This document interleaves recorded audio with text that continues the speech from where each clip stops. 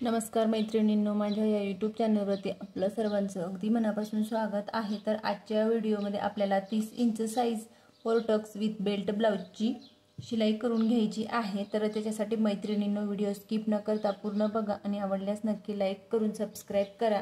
आपल्याला फक्त फ्रंट साइडची शिलाई करून घ्यायची आहे। मागच्या साइडची बघू शकता तुम्ही, मी अशा पद्धतीने ही डिझाइन तयार करून घेतलेली आहे आणि बाहेर सुद्धा मी अशा पद्धतीने ज्या काही ट्रेंडिंग पफ स्लीव्ज आहे तर ती मी तयार करून घेतलेली आहे। आणि इथं आपल्याला फक्त फ्रंट साइडची शिलाई करून घ्यायची आहे। त्याच्यानंतर मग कट केलेला अस्तर आपल्याला बरोबर अशा पद्धतीने मोकळा करून घ्यायचा आणि जे काही आपण आखटून घेतलेलं आहे किंवा मग जे काही माप टाकून घेतलेली आहेत ती आपल्याला डार्क करून घ्यायची आहेत। आणि दुसऱ्या बाजूला आपल्याला ते बरोबर अशा पद्धतीने पलटवून आणि उमटवून घ्यायचे। तर अस्तर उलटा करून आणि बरोबर एक सारखा ठेवून घेतला। त्याच्यानंतर हाताच्या साहाय्याने दुसऱ्या बाजूला मी ते डार्क करून घेतलं।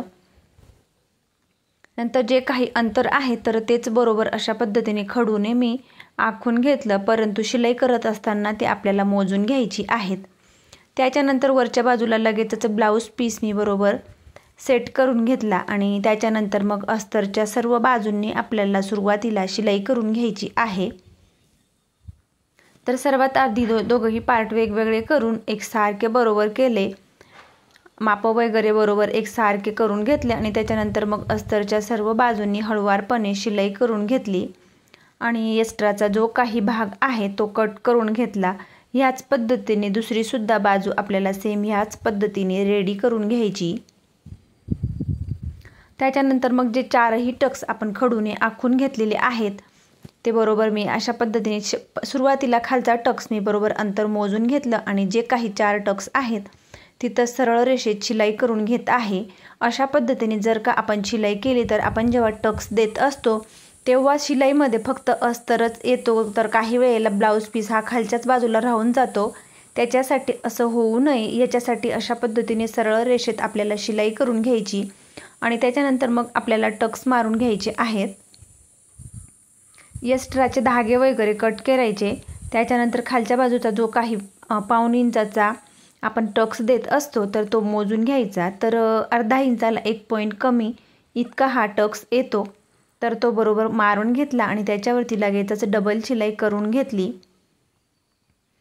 बघू शकता जिथं शिलाई करून घेतलेली आहे आणि जिथपर्यंत माप आखून घेतली हे पाव इंचाचे टक्स आहेत। पाव इंचाचे कसे, खालच्या बाजूला 1 पॉइंट इतकं आणि वरच्या बाजूला 1 पॉइंट, दोघंही मिळून पाव इंच। तर हे 3 टक्स आपल्याला इंची टेपच्या 1 लाईन इतक्या अंतरावरती शिलाई करून घ्यायची आणि तिघही टक्स मारून घ्यायचे।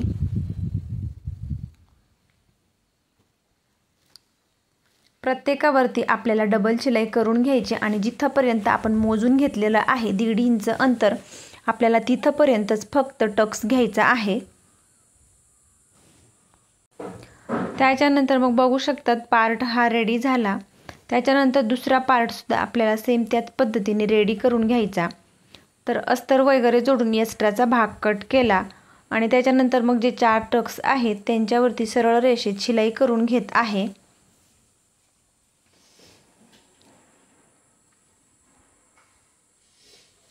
तर बघू शकतात अशा पद्धतीने आधी मी 4ही टक्सवरती शिलाई करून घेत आहे आणि मग आपल्याला टक्स द्यायचे आहेत, परंतु जे खालचा जो काही टक्स आहे तो आपल्याला टक्स मारायच्या आधी मोजून घ्यायचा आहे। एक्स्ट्राचे धागे वगैरे कट केले। त्याच्यानंतर मग हा टक्स मी मोजून घेतला बरोबर आणि त्याच्यानंतर मग जिथपर्यंत आपण आखून घेतलेलं आहे किंवा मग शिलाई घेतलेली आहे तिथपर्यंत टक्स मारून घ्यायचा। त्याच्यावरती सुद्धा डबल शिलाई करून घ्यायची। त्याच्यानंतर मग हे पाव इंचाचे तिघही टक्स सेम त्याच पद्धतीने दोघंही पार्टवरती आपल्याला हे टक्स मारून घ्यायचे आहेत।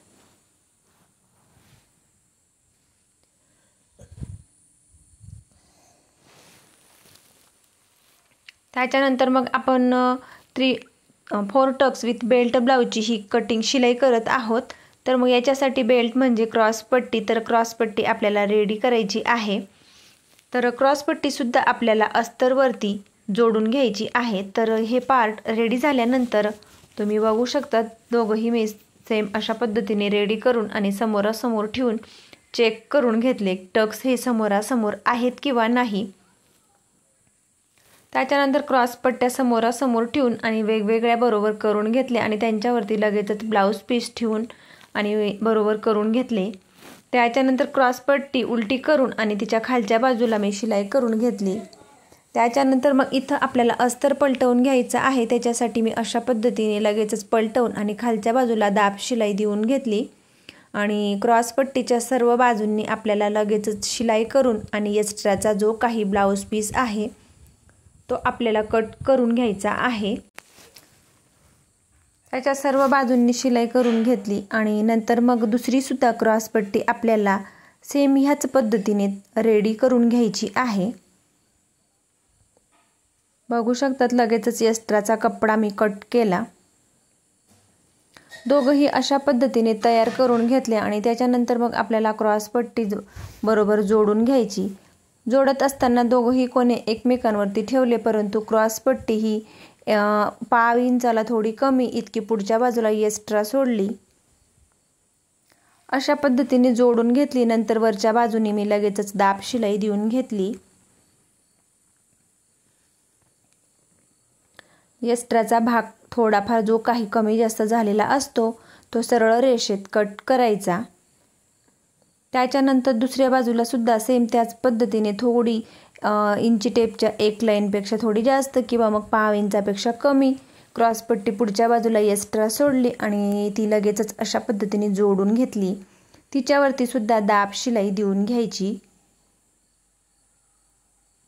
आणि त्याच्यानंतर मग आपल्याला जी काही पुढच्या बाजूला क्रॉस पट्टी एक्स्ट्रा सोडलेली आहे तर ती आधी चेक करून घ्यायची, तिच्यावरती लगेचच शिलाई करून आणि मग ती आपल्याला सरळ रेषेत कट करायची। तर आधी शिलाई करायची मग कट करायचं। दोघंही पार्ट समोरासमोर ठेवले आणि टक्सचे पॉइंट आणि क्रॉस पट्टी समोरासमोर चेक केली। नंतर मग आयपट्टी आणि हुकपट्टी जोडून घ्यायची। तर सर्वात आधी मी हुकपट्टी जोडून घेत आहे। तर ही 1.5 इंचाची पट्टी घेतली, खालच्या बाजूला फोल्ड केली आणि बरोबर आपण 5 इंच इतकं शिलाई मार्जिन सोडत आणि शिलाई करून घेतली।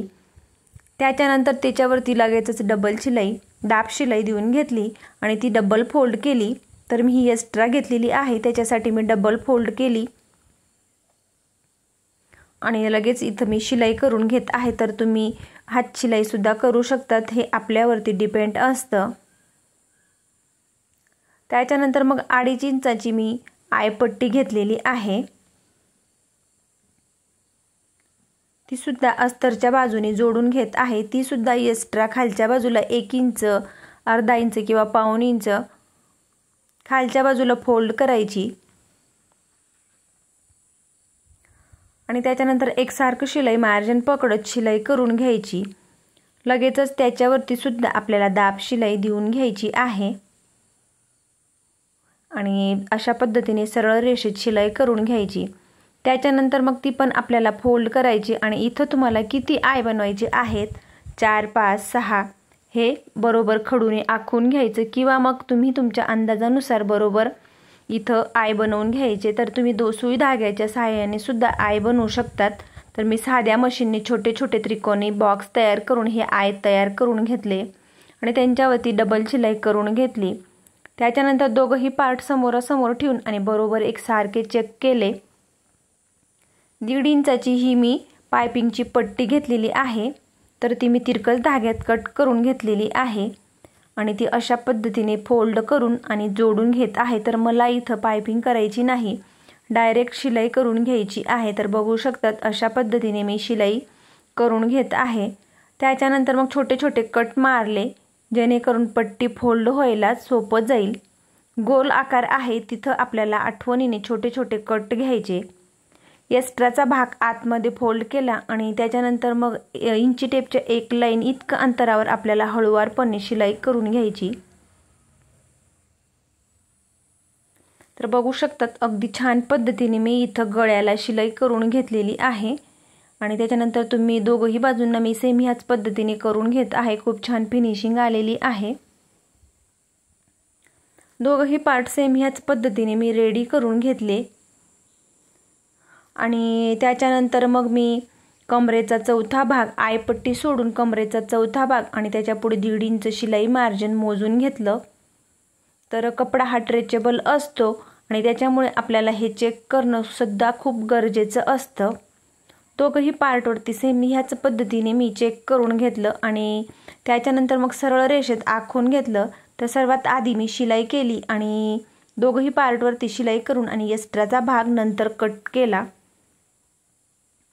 तर अशा पद्धतीने आपल्याला शोल्डर जोडायच्या आधी ह्या गोष्टी लक्षात ठेवणं सुद्धा खूपच गरजेचं आहे। त्याच्यानंतर मग हे पार्ट सुद्धा मी अशा पद्धतीने दोघंही पार्ट समोरासमोर एकमेकांवरती ठेवून घेतले आणि ते सुद्धा मी कमी जास्त आहेत किंवा नाही हे चेक केले आणि जो काही भाग कमी जास्त आहे तर तो खडूने आधी आखून घेतलं।